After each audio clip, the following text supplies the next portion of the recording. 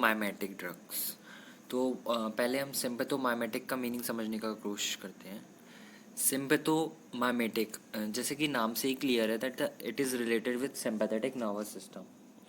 सो इसमें हम उन ड्रग्स के बारे में पढ़ेंगे जो सिंपैथेटिक नर्वस सिस्टम को स्टिमुलेट करते हैं by acting on systemic nervous system की नर्व एंडिंग्स पर। तो ये सिस्टमिक नर्वस सिस्टम की नर्व एक्टिंग पर ये सारे ड्रग्स एक्ट करके उसे स्टिमुलेट करेंगे, उसे मिमिक करेंगे। मिमिक मीन्स उसकी कॉपी करेंगे या इमिटेट, उसकी नकल करके सिंपैथेटिक नर्वस सिस्टम को एक्टिवेट करेंगे, उसे और ज़्यादा एक्टिवेशन प्रोवाइड करेंगे। तो ये हम तब यूज़ करेंगे ये ड्रग्स का जब हमें सिंपैथेटिक नर्वस सिस्टम को एक्टिवेट करने की ज़रूरत होगी, उसे और ज़्यादा स्टिमुलेट करने की ज़रूरत होगी, तभी हम उसे यूज़ करेंगे इन ड्रग्स को। तो आइए जानते हैं वो कौन कौन सी कंडीशंस हैं और कब कब हमें इसे यूज़ करना है। तो पहला है इसमें एड्रेनलिन। एड्रेनलिन आप सबने नाम सुना ही होगा एड्रेनलिन का, adrenaline. And is other is isoprenaline, isoprenaline. So these two are, ये लार्ज नंबर ऑफ एजेंट हैं, बहुत और भी बहुत सारे एजेंट्स हैं, जैसे कि आप और भी दे सकते हैं, बट मोस्टली एड्रेनलिन एंड आइसोप्रेनलिन और भी सारे एजेंट्स हैं। ये सारे क्या कैपेबल होते हैं stimulating the beta two Adreno receptors. Now what is beta two Adreno receptors?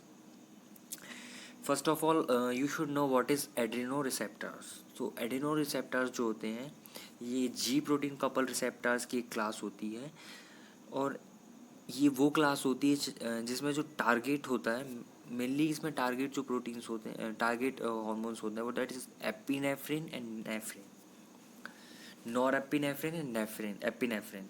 So basically these are the target receptors for these two catecholamines, that is epinephrine and non-epinephrine। तो ये कहना चाहिए सिंपल टर्म्स में कि adeno receptors वो receptors होते हैं जिसमें catecholamines that is epinephrine and norepinephrine ये दोनों जाकर उस पर एक्ट करेंगे बाय बाइंडिंग कर कर उस पर इफेक्ट दिखाएंगे एडेनो रिसेप्टर्स पर।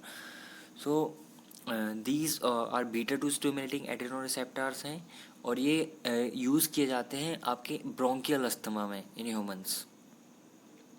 Humans and also including animals.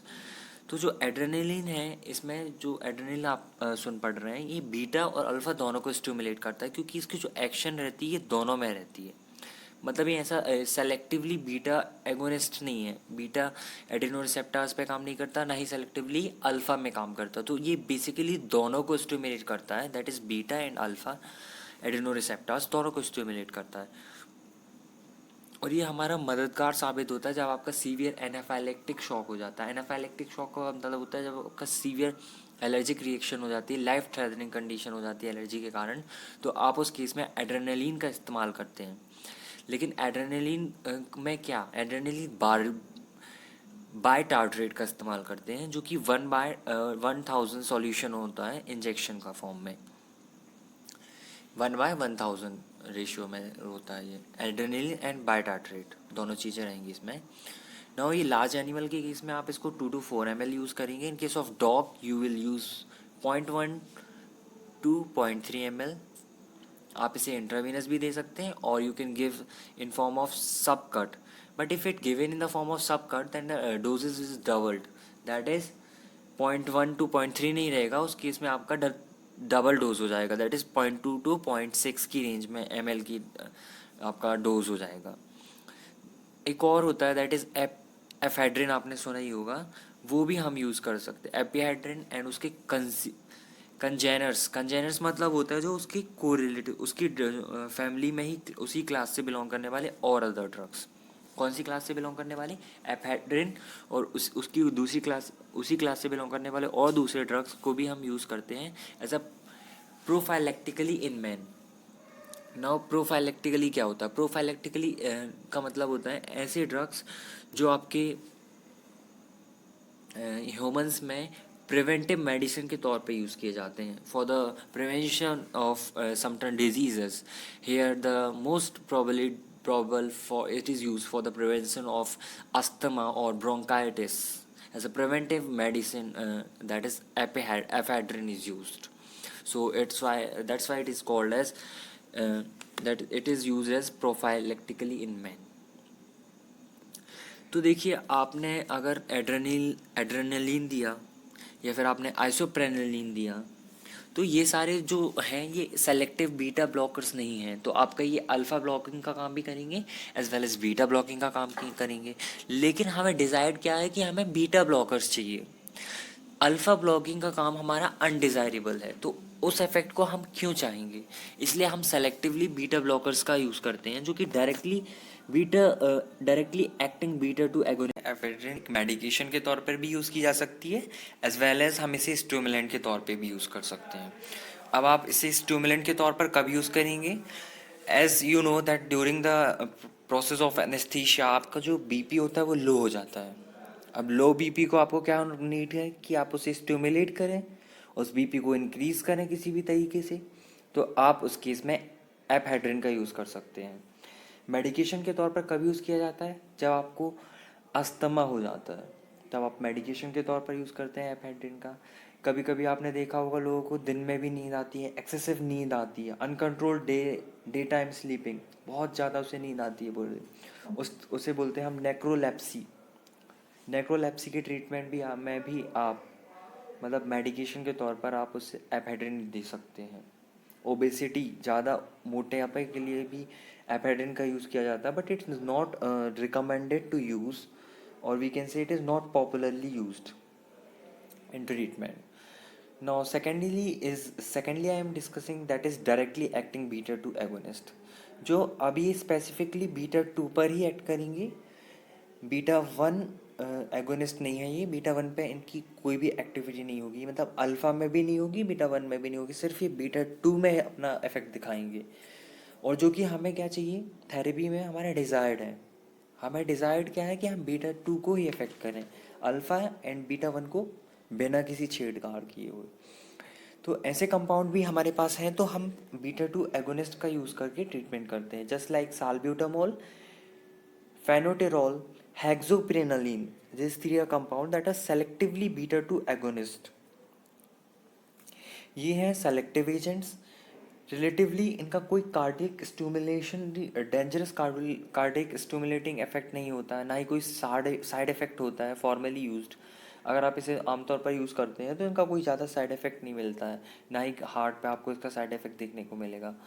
जबकि आप मिक्स्ड अगर बीटा 1 बीटा 2 एगोनिस्ट का यूज़ करते हैं तो कुछ साइड इफेक्ट देखने को मिल सकते हैं, जैसे कि अगर आप आइसोप्रेनलिन का यूज़ करते हैं और एड्रेनलिन का यूज़ करते हैं, जो कि जी मिक्स्ड हैं, बीटा 1 को भी अफेक्ट करेंगे, बीटा 2 को भी अफेक्ट करेंगे, तो उसमें कार्डियक स्टिमुलेशन के साइड इफेक्ट देखने को मिलेंगे, जो कि डेंजरस हो सकते हैं।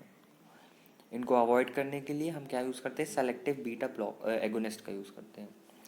नाउ सिम्पैथोमाइमेटिक जो ड्रग्स होते हैं, sympathomimetic drugs I am again discussing to you that they are sympathetic nervous system stimulating drugs. अब ये सिंपैथेटिक नर्वस स्टिमुलेटिंग ड्रग हमारे किस तरीके से हमारे जो ब्रोंको डायलिटेशन और ब्रोंको रिलैक्सेशन में, मतलब मसल रिलैक्सेशन में काम आ रहे हैं। एक्चुअली होता क्या है कि जब हम बीटा एगोनिस्ट को इन ड्रग्स के जरिए स्टिमुलेट कराएंगे, बीटा एगोनिस्ट रिसेप्टर को एक्टिवेट करेंगे, तो उससे होगा क्या, एडिनाइलेट साइक्लेज नाम का एक एंजाइम होता है, वो बढ़ेगा, और वो एंजाइम बढ़ने से क्या होगा, आपका मसल रिलैक्सेशन भी होगा और एज वेल एज डायलिटेशन भी होगा। तो ये डायरेक्टली आपका बीटा एगोनिस्ट डायरेक्टली एक्ट नहीं कर रहा है, बट इनडायरेक्टली क्या कैसे एक्ट कर रहा है, ये एक एंजाइम को बढ़ा रहा है, दैट इज एडिनाइलेट साइक्लेज, और ये एंजाइम रिस्पॉन्सिबल होता है फॉर द रिलैक्सेशन एंड आपका bronchodilatation effect that is desired in case of asthma treatment.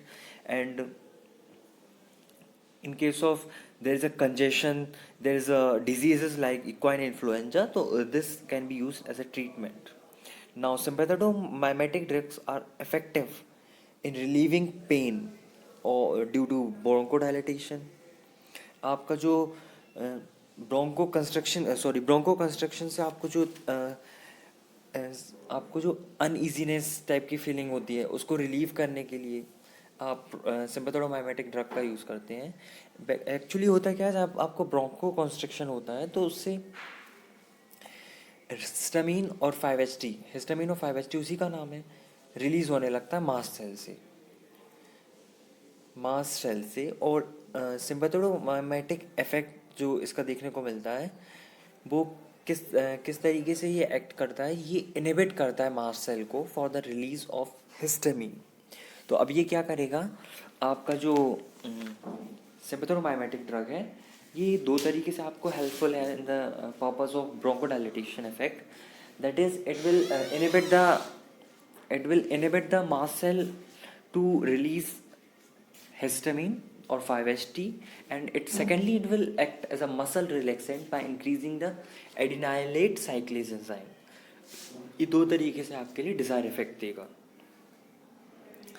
Now आप अगर आपको किसी को अब ये ड्रग्स देने हैं तो जनरली आप एरोसोल के रूप में दे सकते हैं, लेकिन अगर आप इसको एरोसोल के रूप में देते हैं तो इससे आपको फ़ायदा क्या मिलेगा कि इफेक्ट बहुत जल्दी मिलेगा, डिज़ायर्ड इफेक्ट बहुत जल्दी मिल जाएगा। बट जनरली हम इसे एनिमल के केस में यूज़ नहीं करते हैं। और अगर आप एरोसोल के फॉर्म में एडमिनिस्ट्रेशन करते हैं इनका तो इफेक्ट आपका कुछ मिनट्स में ही मिलने लगता है, लेकिन it is not convenient for the animals.